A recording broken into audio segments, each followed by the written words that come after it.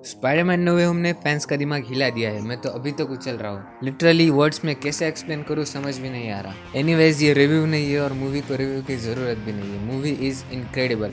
और अगर आपने अभी तक नो वे होम नहीं देखी तो स्पॉइलर अलर्ट, क्योंकि वीडियो में मेजर स्पॉयलर्स होने वाले हैं। सो बिना किसी देरी के लेट्स अनलॉक इट।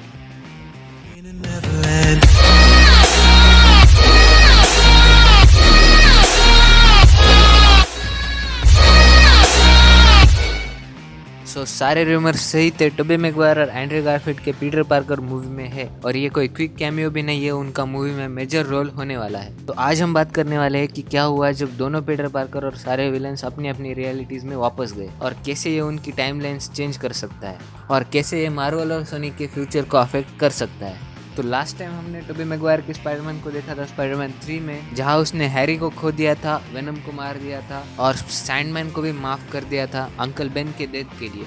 तो अब हमें पता चला है कि पीटर बड़ा हो चुका है लाइक अ मेंटर, और वो एंड्रयू को भी एनकरेज करता है कि तुम अमेजिंग हो। और टोबी कहता है कि उसने एमजे के साथ भी चीजें वर्कआउट कर ली है, और वो ये भी कहता है कि वो सोच रहा था एंटी सीरम बनाने का नॉर्मन ऑसबॉर्न के लिए, और वो एक बार स्टैब भी हुआ है। मीनवाइल हमने लास्ट टाइम एंड्रयू के स्पाइडरमैन को देखा था अमेजिंग स्पाइडरमैन 2 में, जब उसने ग्वेन को खोया था, पर बाद में वो वापस भी आया फ्रेंडली नेबरहुड स्पाइडरमैन बन के। पर अब हमें पता चला कि वो कभी ओवरकम कर ही नहीं पाया ग्वेन की डेथ से। पर एंड्रयू गारफील्ड का परफॉर्मेंस मूवी में बहुत अच्छा था, इन नेल्ड इट। तो ये रियलिटीज थी जिसमें ये दोनों वापस जाने वाले थे, पर अब नो वे होम के इवेंट्स की वजह से सब कैरेक्टर्स चेंज हो चुके हैं, तो इसकी वजह से नई ब्रांच रियलिटीज क्रिएट हो गई। तो अब बात करते हैं सारे विलन्स के बारे में। नॉर्मन ऑसबॉर्न अब वापस 2002 की मूवी टाइमलाइन में जाएंगे, और वो अब गॉब्लिन भी नहीं है, पर वो अब भी एक मर्डरर है। उन्होंने पहले अपनी कलीग को, ऑस्कॉर्प के बोर्ड डायरेक्टर्स को, उनके मिलिट्री पार्टनर्स को और भी लोगों को मारा है। हाँ, पर वो अब अपनी डेथ से बच गए, और अब ऑस्कॉर्प भी नहीं रहेगा। हैरी भी स्पाइडरमैन के खिलाफ जाके गॉब्लिन नहीं बनेगा, और इसी की वजह से इस टाइमलाइन में डॉक ऑक भी नहीं रहेंगे,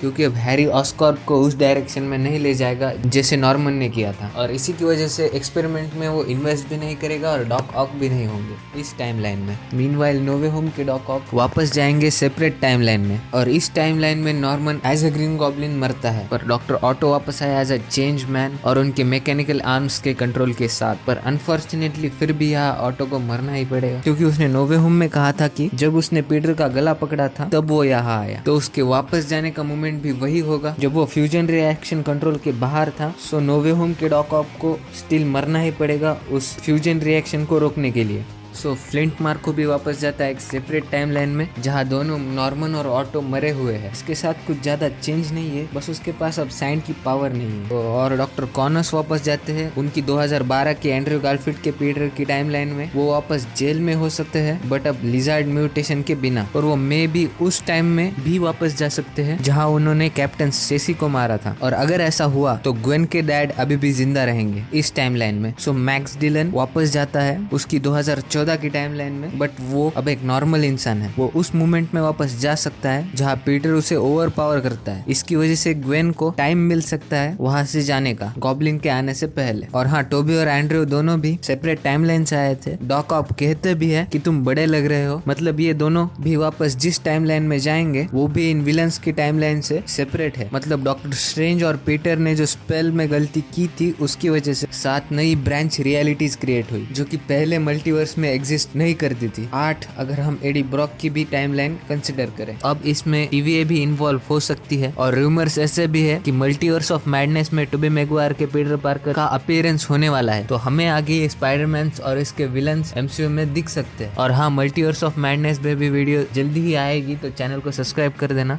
आई होप सो कि आपको वीडियो अच्छी लगी होगी। अच्छी लगी तो लाइक कर देना, कमेंट कर देना, अपने दोस्तों के साथ शेयर कर देना, और अगर आप चैनल पे नए हो तो सब्सक्राइब भी कर देना। और तब तक के लिए stay tune, stay safe, bye.